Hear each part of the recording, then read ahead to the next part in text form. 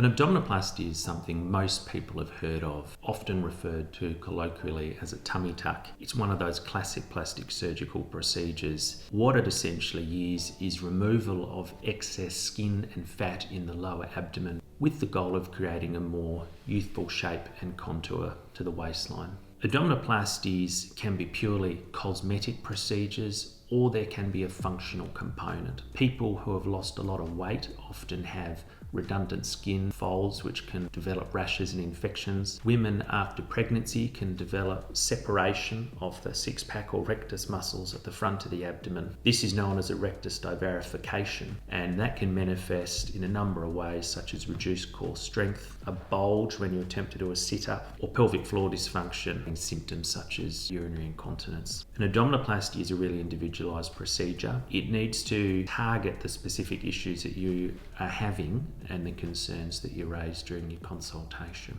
In general terms, it is performed under a general anaesthetic in a hospital and requires a stay in hospital of somewhere between 2 to 5 nights. The scar is usually hid low on the waistline under your undergarments, but in certain patients, such as those with a lot of excess skin, sometimes you need a vertical scar as well to provide that shape.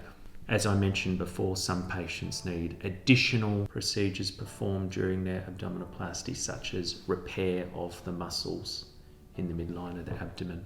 And most abdominoplasties require repositioning of the umbilicus or the belly button. When I perform an abdominoplasty, I almost always do liposuction as well, and the goal of this is to improve the final contour silhouette of the body to give you the best result we can. Like all surgical procedures, abdominoplasty carries a risk, and that's why it's important that if you're interested in abdominoplasty, you have a thorough consultation assessment with a specialist plastic surgeon so we can discuss those concerns with you and make a realistic, targeted plan for you to achieve your goals.